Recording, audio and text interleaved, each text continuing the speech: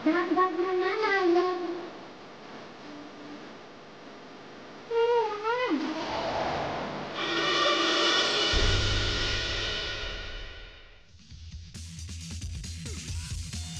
kembali menyaksikan Prime Talk, saya Andini Effendi membahas elektabilitas Jokowi Ma'ruf, hasil survei terkini dan bagaimana mendongkrak elektabilitas melalui kampanye akbar. Inilah Prime Talk selengkapnya.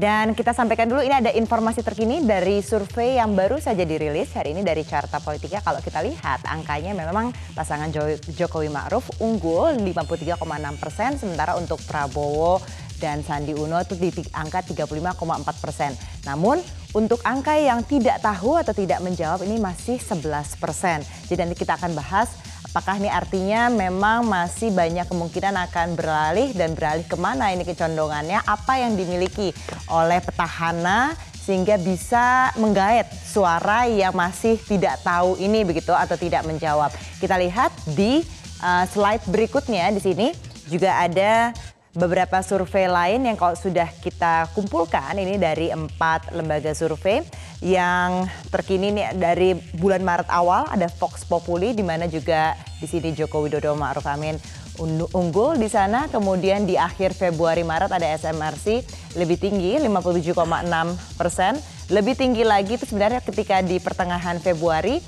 survei milik LSI Denny JA ada 58,7%. Itu angka yang dimiliki oleh Jokowi dan Ma'ruf Amin. Kita lihat kalau di Indobarometer di awal Februari ini angkanya juga tidak jauh berbeda 50,2%.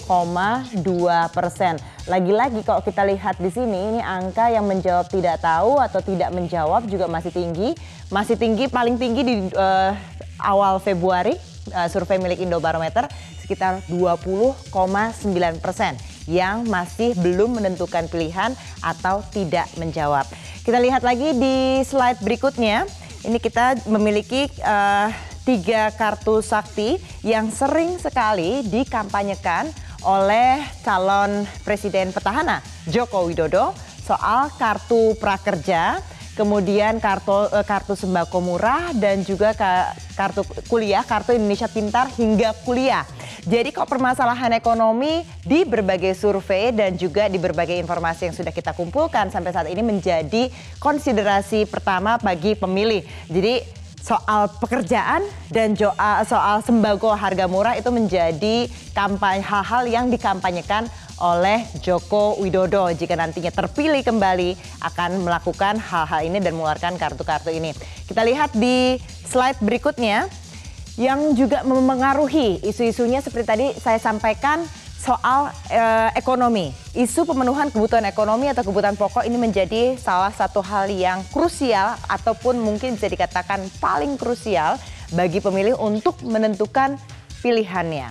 Kemudian juga kalau kita bicara pemilih muda atau pemilih milenial, pemenuhan kesejahteraan artinya lapangan kerja dan sebagainya itu juga menjadi salah satu faktor yang menentukan untuk pilihan. Juga satunya adalah soal pemenuhan pendidikan, di mana ini menjadi salah satu yang tadi juga sudah kita informasikan, kartu Indonesia Pintar hingga kuliah.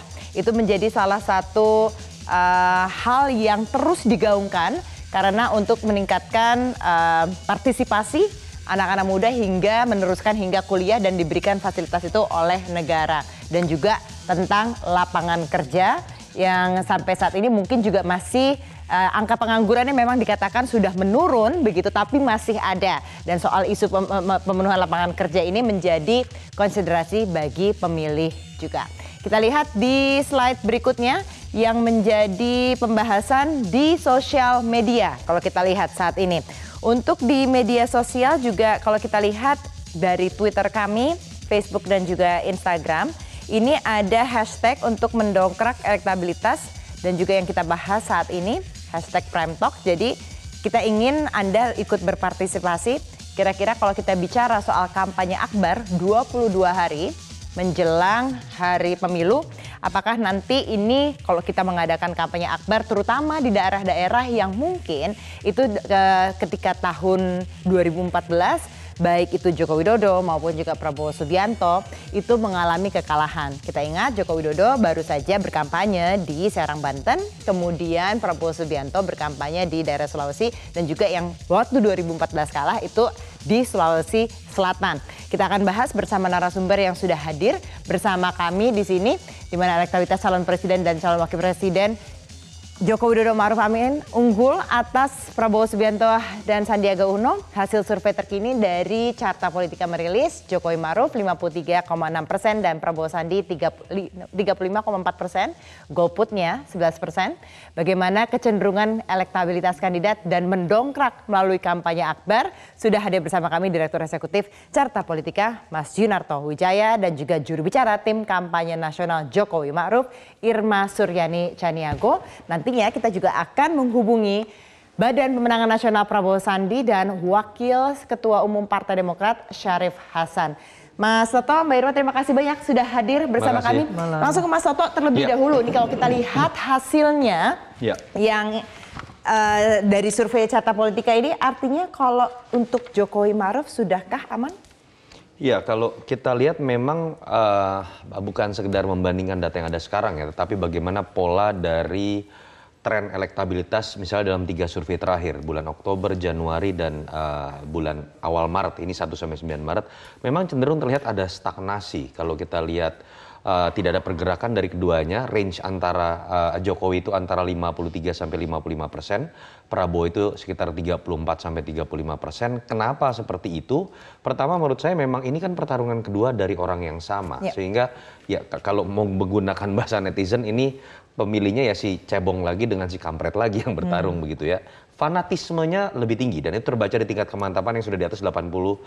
Yang kedua, saya pikir ada kejenuhan juga dengan masa kampanye yang mungkin nanti caleg bisa bercerita, menurut saya harus dikatakan terlalu lama. Sehingga kejenuhan itu terjadi, andai tidak terjadi sebuah tsunami politik pada skala yang besar, menurut saya sulit memang mengakibatkan perubahan besar peristiwa-peristiwa yang ada. Sehingga berat memang kalau kita lihat tren yang tidak bergerak ini buat Pak Prabowo mengejar ketertinggalan, walaupun ada peluang dengan undecided sekitar 11% dan swing voters sekitar 13%, apabila itu pun hampir 100% melakukan blocking kepada kubu Pak Prabowo, dan biasanya hampir tidak mungkin terjadi. Jadi kalau Ibu Irma dan teman-teman TKN harus tetap was-was atau udah bisa lebih happy dengan hasil ini? Iya, menurut saya pertama di level udara pertarungan sudah selesai. Branding yang terbangun di antara kedua orang ini sudah mencapai titik optimal kedua-duanya. Sekarang kan sudah masuk pada masa mengaktifasi relawan di TPS, database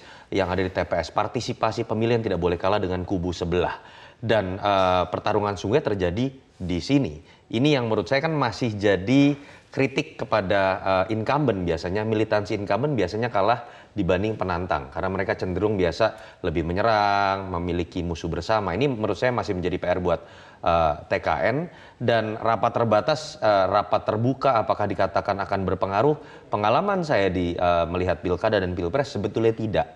Hanya kepada menjaga ritme dan membangun bandwagon efek atau efek jawara. Ingin menunjukkan setiap saya ke kota ramai. Nah, tetapi apakah memiliki efek elektoral? Tidak. Efek elektoral adalah di pertarungan bagaimana memperebutkan masa di level TPS, baik dari yang sifatnya positif dengan merekrut, sampai yang sifatnya pragmatis seperti money politik ataupun sembako misalnya. Itu yang menurut saya menjadi pertarungan yang sulit dibaca oleh media dan teman-teman lembaga survei. Mbak Irma, bagaimana nih pertarungan 22 hari lagi? Kalau tadi dikatakan mesti jangan puas dulu dengan hasil ini. Jadi begini, bagi kami di TKN, semua hasil survei itu kami hormati, baik yang menguntungkan kami maupun yang kurang menguntungkan. Karena sejatinya kami juga punya survei internal, tetapi memang itu hanya untuk konsumsi kami agar kami bisa melihat sejauh mana kinerja yang sudah kami lakukan. Tidak bisa kami lempar ke publik karena itu nanti jadinya klaim, ya, klaim sepihak. Kita bilang bahwa survei kita sudah internal kita sudah sekian, kita ngomong sendiri, kita percaya sendiri, dan kita apa namanya senang sendiri gitu ya, horny sendiri. Jadi itu menurut saya ya nggak pas. Tapi emang perjuangannya memang berat. Di lapangan tadi kalau kata Mas Toto. Kita akuin itu berat. Seperti contoh di Sumatera Selatan contohnya di kita, di dapil saya gitu ya. Tapi akhirnya kita juga tahu bagaimana harus mengkalkulasi ketidaksukaan yang apa namanya, yang ketidaksukaan yang fanatik dan ketidaksukaan karena memang itu hoax. Karena hoax itu juga bisa kita pilah mulai hari ini, mulai sekarang. Nah, alhamdulillah dengan adanya 3 kartu sakti Pak Jokowi kemarin, itu juga membuat banyak pihak mulai berpikir ulang, ya, undecided voternya sudah berpikir ulang. Akhirnya saya sudah melihat gambaran di dapil itu. Yang harus sekarang itu betul-betul di-clear-kan adalah fitnah hoax saranya. Karena ternyata masih banyak juga nih yang belum clear untuk soal itu. Tapi kalau soal kinerja, soal prestasi, kinerja, dan bagaimana program ke depan akan dilaksanakan, saya rasa masyarakat sudah mulai paham. Ya, sudah mulai paham, dan mereka tahu bahwa contohnya begini, kalau kami punya kartu Indonesia Pintar atau kami punya kartu Indonesia sehat gitu ya, yang sebelah kan cuman kartu Indonesia Pintar plus, cuman ditambah plus gitu ya, kartu Indonesia Sehat plus gitu. Nah, hanya ada tambahan plus gitu. Sementara program itu kan program kami. Tentu apakah kami bisa ke depan ini akan lebih dari plus? Oh, bisa.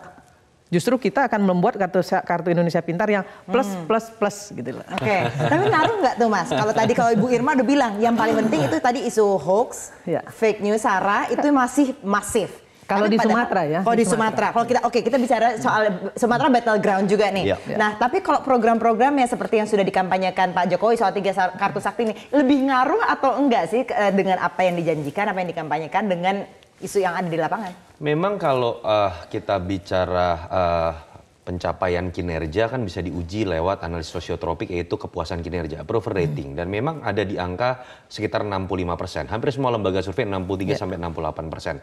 Terlepas faktanya berasal atau tidak, tapi di level persepsi minimal yang positif jauh lebih besar. Itu yang pertama. Yang kedua, memang tidak serta-merta orang yang merasa puas akan memilih juga. Dikarenakan apa? Pertama yang tadi Kak Irma sebutkan terkait dengan misalnya isu SARA. Saya puas dengan kinerjanya, tapi saya mendengar akan ada pelegalan LGBT misalnya, fitnah yang diserang misalnya seperti itu. Yang itu memang bisa membuat orang yang puas pun menjadi tidak memilih. Jadi betul bahwa isu fitnah, ujaran kebencian itu punya pengaruh sangat besar. Yang lain adalah terutama untuk segmen milenial. Ya, segmen milenial ini bukan orang yang cukup puas dengan apa yang telah dilakukan. Karena dalam konteks sebagai konsumen ataupun pemilih, biasanya segmen anak-anak muda ini cenderung ingin yang baru, cenderung ingin perubahan. Itulah mengapa dalam sejarah politik dunia, ketika incumbent melawan penantang, ketika tidak diintervensi politik dan kampanye politik yang baik, biasanya penantang lebih mudah dipilih oleh anak-anak muda. Ini PR besar buat Pak Jokowi menurut saya. Dan apa yang baru yang dikeluarkan dengan 3 kartu sakti misalnya, gaya narasi pidato yang baru, menurut saya itu sebuah wow efek juga yang selama ini mungkin tidak dipikirkan. Baru mungkin 2 bulan terakhir kan itu muncul. Jadi betul bahwa harus ada perubahan, tidak bisa sekedar saya sudah berhasil, saya diapresiasi positif dan kemudian saya pasti terpilih. Pengalaman apa yang terjadi di Ahok dengan tingkat kepuasan publik hampir menyentuh 80%, tapi karena isu SARA kemudian elektabilitas orang tersebut hanya setengahnya. Ini yang menurut saya mungkin jadi bahan pembelajaran dari saya juga tadi mau menyentuh ke situ itu, karena kita punya pengalaman di Pilkada DKI ini juga nih Mbak Irma. Jadi kalau gitu gimana dong? Kita udah punya pengalaman di Pilkada DKI ini, soal popularitasnya juga tinggi, tapi juga ada kemungkinan-kemungkinan yang tadi dikatakan sama Mas Toto. Ya jangan salah, Jokowi itu bukan Ahok. Itu yang perlu juga kita garis bawahi. Ahok bisa diperlakukan seperti itu, tapi Jokowi nggak bisa. Kenapa? Karena Jokowi Muslim. Jokowi bisa jadi imam sholat, keluarganya semua Muslim, dia bukan PKI, dan dia punya prestasi besar. Jadi nggak mungkin bisa diahokkan. Kenapa? Nggak ada alasan untuk mengahokkan Jokowi. Jadi jangan juga kemudian mengambil contoh Ahok, beda sekali. Ya, cara Jokowi berkomunikasi juga sangat jauh berbeda. Jokowi nggak pernah bicara kasar, Jokowi selalu bicara santun, tapi hari ini kita juga minta Pak Jokowi untuk bicara tegas. Cukup, enough ya, jangan terus-terusan kasih sara lagi ya gitu ya. Kita akan lawan, kan gitu. Ya, poin terbesarnya menurut saya kan adalah bagaimana gap antara elektabilitas dengan tingkat kepuasan jangan sampai berbanding terbalik. Betul, contoh ekstrim ada di kasus Ahok dengan keberadaan dia sebagai minoritas dan memang kasus hukum yang jelas memang dibuktikan di pengadilan katanya dilakukan. Tetapi kasus Jokowi juga tidak serta-merta harus dianggap enteng walaupun beliau Muslim, beliau kemudian bisa menjadi imam sholat. Contoh bagaimana ada variasi serangan yang juga bisa dilakukan. Seperti bagaimana fitnah terkait dengan suara azan akan dihilangkan, LGBT. Artinya apa? Menurut saya ada pihak tertentu yang merasa sadar. Kalau pertarungan diadakan di level rasional, berdebat dengan data, agak sulit kemudian mengalahkan incumbent. Sehingga harus ada cara yang dilakukan ketika tidak bisa lagi menyerang Jokowi PKI, Jokowi ternyata dianggap ternyata Jokowi Muslim, ternyata Jokowi bisa dibuktikan bahkan bisa menjadi imam sholat, yang bisa dipertanyakan malah di kubu Prabowo misalnya. Sekarang mereka masuk ke isu-isu yang ternyata itu bisa dimainkan di level darat. Seperti apa yang pernah terjadi kemarin sampai ada ibu-ibu yang akhirnya harus masuk ke penjara karena terbukti melakukan fitnah. Itu yang menurut saya harus dihindari. Oke, kita nanti kita break dulu, tapi nanti kita akan bergabung juga dengan Bapak Syarif Hasan melalui sambungan telepon. Tetaplah bersama kami. Yang pertama nanti akan ada yang namanya kartu KIP kuliah seperti ini. Ini kita kan sudah memiliki kartu Indonesia Pintar untuk SD, SMP, SMA, SMK. Ke depan, mulai tahun depan kita akan kenalkan yang namanya KIP kuliah. Jadi anak-anak kita yang ingin kuliah tetapi tidak memiliki kemampuan untuk membiayai nanti, tolong cari yang namanya KIP kuliah seperti ini. Setuju? Setuju? Siapa yang tidak setuju silahkan maju. Saya beri sepeda. Silahkan maju, saya beri sepeda. Ada yang tidak setuju, ini program bagus tidak setuju. Setuju? Yang kedua, nanti akan ada yang namanya kartu prakerja seperti ini. Untuk menjamin kita memasuki dunia kerja, memasuki dunia industri, memasuki kantor. Lulusan SMA, SMK, akademi perguruan tinggi, tolong nanti cari yang namanya kartu prakerja seperti ini. Dengan kartu ini nanti saudara-saudara akan dilatih, ada training, ada pelatihan-pelatihan, baik di BUMN, baik itu di kementerian, baik itu di BLK, di dalam maupun di luar negeri, akan kita lakukan secara besar-besaran pelatihan-pelatihan seperti ini, training-training seperti ini. Setelah di training, tentu saja akan memudahkan dalam mencari kerja. Tetapi kalau belum mendapatkan pekerjaan, di kartu ini akan diberikan yang namanya insentif honor. Sampai kurang lebih 6 bulan, 1 tahun, hingga saudara-saudara mendapatkan pekerjaan. Sudah dengan ini? Siapa setuju, tunjuk jari. Kartu prakerja, tunjuk jari. Yang tidak setuju silahkan maju. Enggak ada. Ya. Yang terakhir, ini untuk ibu-ibu. Untuk ibu-ibu. Nanti akan ada yang namanya kartu sembako murah seperti ini. Dengan kartu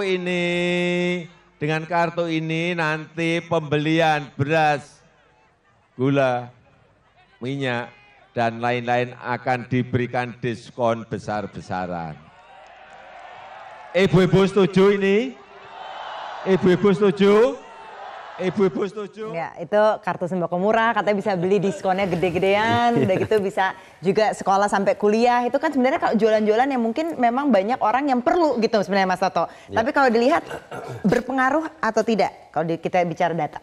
Iya, belum di survei saya belum bisa diuji ya, karena sebenarnya launching ini baru sekitar 2 minggu lalu. Tetapi untuk menjaga ritme yang sudah menunjukkan keunggulan dari incumbent, menurut saya ini tepat. Pertama dengan cara menyerang adalah pertahanan terbaik.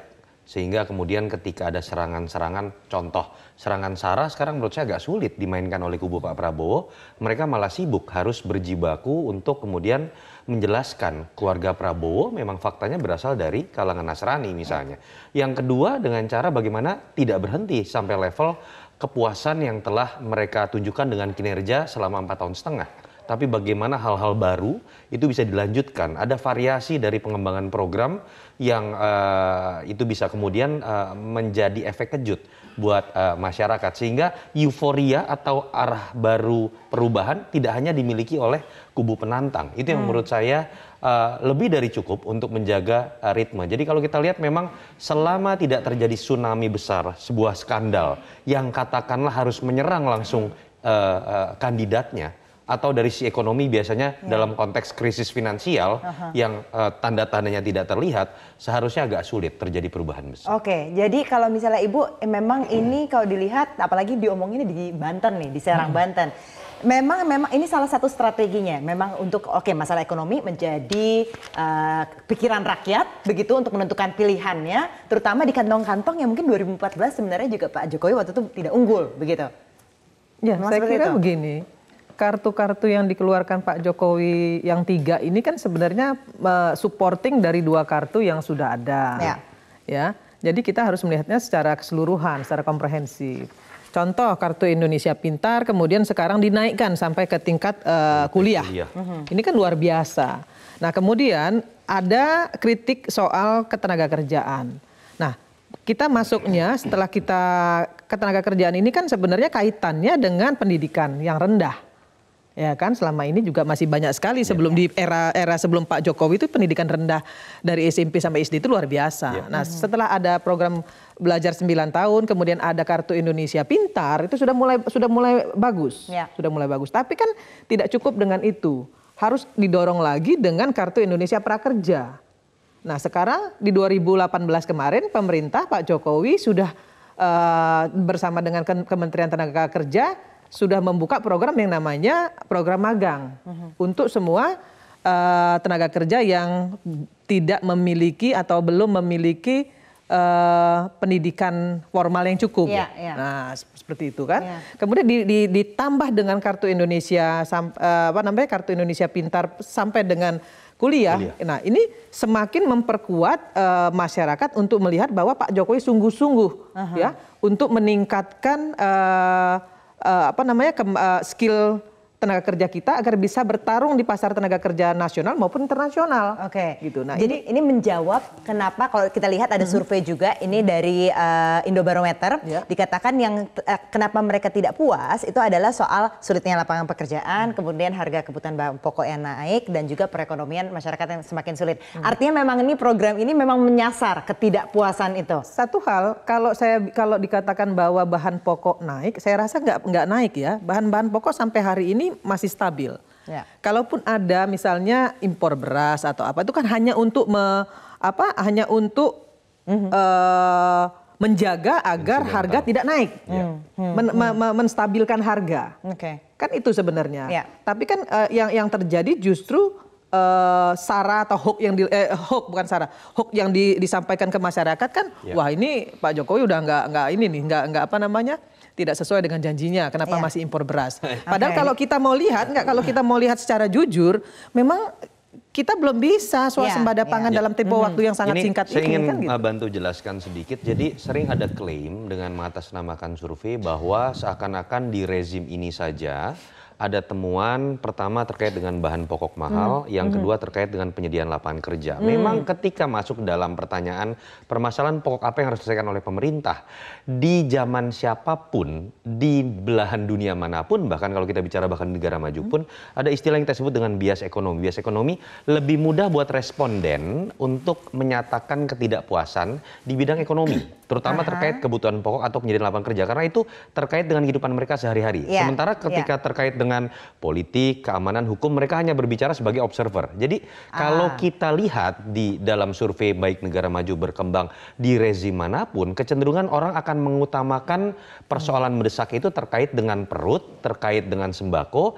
terkait dengan penyediaan lapangan kerja. Jadi itu bukan temuan yang seakan-akan diklaim sekarang menjadi masalah dari rezim ini. Toh ada data absolut yang tidak bisa kita perdebatkan dibanding sekedar berdebat di pasar apakah harga naik atau tidak. Data inflasi menunjukkan bahwa kita masih stabil di angka 3%. Baik, oke, kita break lagi. Kita akan gabung juga nanti dengan Pak Syarif Hasan lewat sambungan telepon. Setelah jeda berikut ini tetaplah bersama kami. Ya, kita sudah tersambung dengan dari Badan Pemenangan Nasional Prabowo Sandi yang juga Wakil Ketua Umum Partai Demokrat Pak Syarif Hasan yang saat ini berada di Bogor, Jawa Barat. Lewat sambungan telepon, selamat malam Pak Syarif, terima kasih sudah bergabung bersama kami.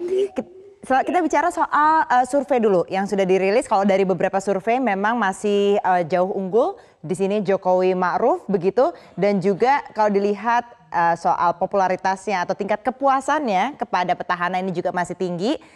22 hari lagi nih Pak Syarif jelang pemilu, apa yang akan dilakukan oleh BPN untuk mengejar? Apakah lebih banyak kampanye akbarnya lebih gila-gilaan atau seperti apa nantinya? Ya, pertama kami tidak begitu peduli dengan hasil survei, ya, karena apa? Kami fakta di lapangan tidak menunjukkan yang demikian. Kemarin kami kampanye di Makassar dan itu luar biasa, masyarakat luar biasa. Itu lapangan Karobosi penuh, dan setelah itu saya menanyai warga-warga Kota Makassar. Ternyata mereka itu memang menginginkan perubahan.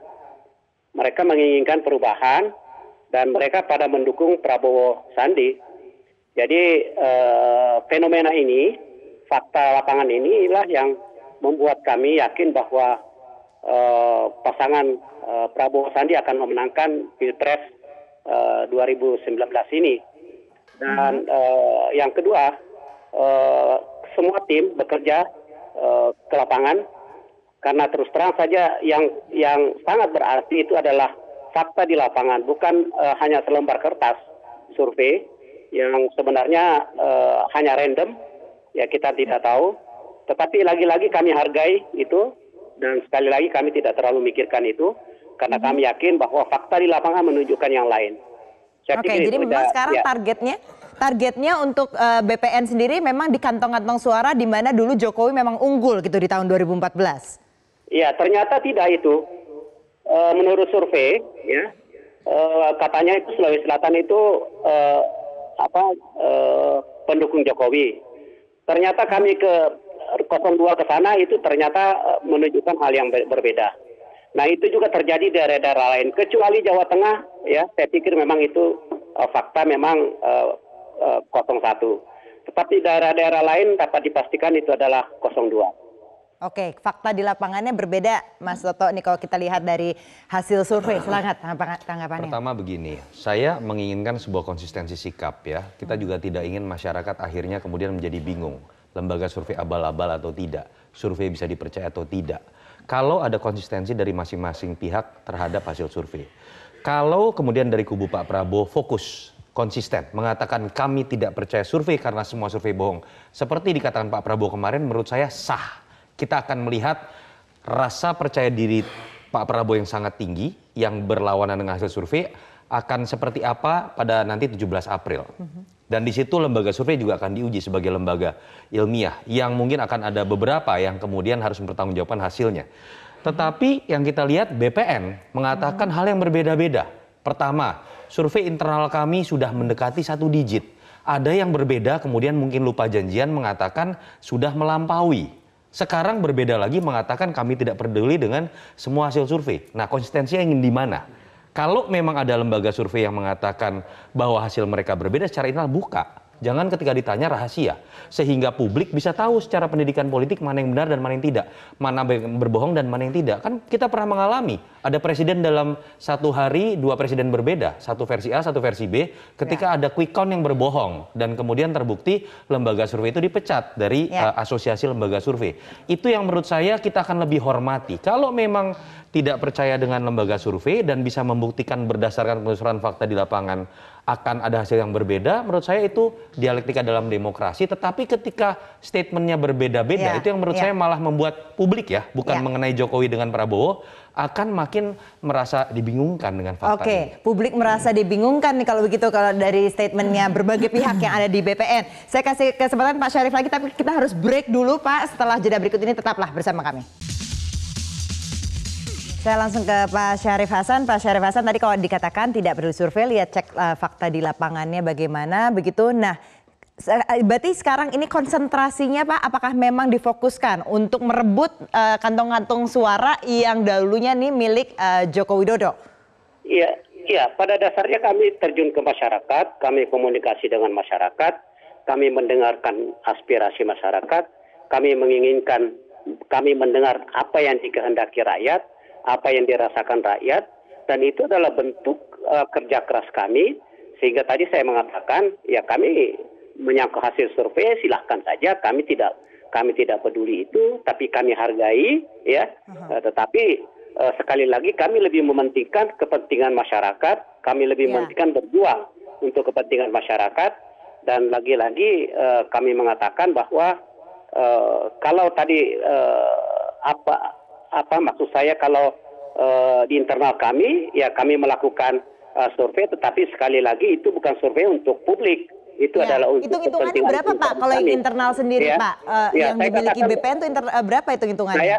Saya katakan bukan untuk publik, ya, karena ini bagi kami itu hanya merupakan ukuran internal kami, ya. Nah, kalau menyangkut masalah hasil survei yang sudah dipublikasi, kalau mau kita lihat bagaimana kredibilitas hasil survei, saya juga ingin mempertanyakan hasil survei yang menyangkut masalah antitesanya di Pilkada DKI itu bagaimana, kemudian antitesanya di Sulawesi Selatan yang melawan kota kosong itu kemana? Itu kan hasil survei, semua hasil survei menyatakan semua pasti menang itu. Ternyata antitesanya berkata yang berbeda, faktanya berbeda. Nah, lagi-lagi kami tidak ingin berdebat soal hasil survei. Ya, kami tidak ingin terlalu jauh, silahkan kami menghormati itu, tetapi kami tetap bekerja sesuai dengan apa yang kami gariskan. Lagi-lagi kami lebih mementingkan kepentingan rakyat, lebih mementingkan kepentingan ekspektasi rakyat, apa yang dikehendaki. Ya. Baik, baik Pak Syarif, baik. Jadi tidak percaya survei, tapi survei internalnya itu tidak bisa diberikan untuk publik, begitu ya, Pak Syarif Hasan. Ini kan tidak untuk dipublikasikan, ya kan? Tidak untuk dipublikasikan, ya. Baik. Itulah karena juga kalau dipublikasikan memang namanya intern, ya kan? Ya, baik. Baik, terima kasih banyak Pak Syarif Hasan sudah bergabung bersama kami. Waktunya sempit sekali, kita harus break lagi. Kita akan kembali setelah jeda berikut ini. Mbak Irma, tadi kalau kita ngomong sama Pak Syarif kan katanya dia lebih fokus sekarang ke daerah-daerah yang dulu dimenangkan oleh Pak Jokowi gitu, dan percaya kalau di lapangan itu berbeda dengan hasil yang ada di data. Strateginya bagaimana untuk mendongkrak elektabilitas, terutama di daerah-daerah yang penting nih kayak mungkin Banten, di Sumatera, seperti apa? Tentu seperti yang kita lihat tadi, Pak Jokowi akan turun full team, kita akan turun full team dan kita akan sampaikan kepada publik terkait dengan bagaimana kinerja yang sudah dilakukan, kemudian yang akan dilakukan, ya, hasilnya seperti apa, dan kita sudah sampaikan juga kepada publik bahwa Pak Jokowi akan mengatakan begini, ini saya tidak sama sekali berbeda dari apa yang disampaikan oleh orang-orang yang mengatakan bahwa saya ini PKI segala macam ya. Nah, itu dia akan mengatakan seperti itu. Dia akan bilang bahwa ini saya dan inilah saya. Ya. Dan saya akan lawan semua yang melontarkan hoax, fitnah dan sara. Saya akan lawan. Dan kita akan lawan bersama-sama dengan rakyat. Kan itu yang disampaikan Pak Jokowi. Itu yang pertama.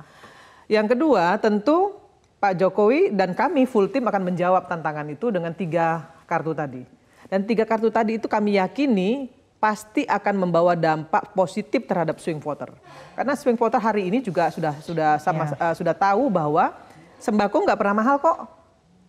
Kemudian kalau ditambah lagi dengan sembako murah, pasti mereka akan lebih tertarik lagi dan akan lebih merasa nyaman ya bahwa pemerintah hadir. Kemudian kartu prakerja, selama ini juga di tahun 2018 Pak Jokowi sudah menyampaikan, sudah memberikan program yang namanya program magang kerja. Nah kemudian ditambah lagi dengan kartu prakerja ini, nah akan semakin besar lagi manfaatnya untuk masyarakat. Dan disitulah kemudian negara hadir juga. Apalagi yang mau diragukan oleh masyarakat. Segala komponen udah diisi. Tidak ada lagi yang bisa diragukan. Iya, Mas Toto, kalau gitu gini, untuk mendongkrak elektabilitas artinya kan ada swing voters atau undecided votersnya ini yang akan berperan. Apa yang harus dilakukan? Cukupkah dengan tadi yang dikatakan ini kita majuin 3 program ini? Menurut saya tetap ada hikmah di balik tadi beberapa pernyataan dari Pak Syarif yang agak ngawur ya terkait dengan survei. Menurut saya karena fakta dan datanya salah.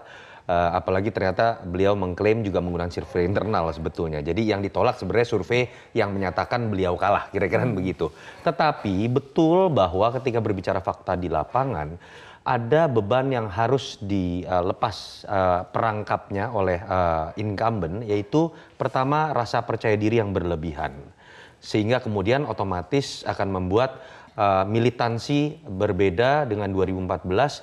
Yang kedua bagaimana kemudian kerja sampai akhir 17 April itu ritmenya harus terjaga. Itu yang menurut saya jadi PR karena bukan tidak mungkin ketika partisipasi pemilih lebih rendah karena rasa overconfident tadi, minimal gapnya akan semakin mengecil. Dan harus diingat, Pak Jokowi bukan sekedar ingin mengejar kemenangan. Pengalaman dari apa yang dilihat 2014, kemenangan yang besar, mungkin itu akan menentukan pertama tidak bisa lawan menuduh adanya kecurangan ketika kemenangannya besar. Kedua, dalam konteks jangka panjang pun stabilitas politik dan kewibawaan politik akan berbeda ketika misalnya seorang incumbent menang dengan angka gap yang cukup besar dibandingkan dengan angka tipis. Mas Toto, Mbak Irma, terima kasih banyak sudah hadir bersama kami. Tetaplah bersama kami, saya akan kembali dengan Headline News pukul 20 waktu Indonesia Barat.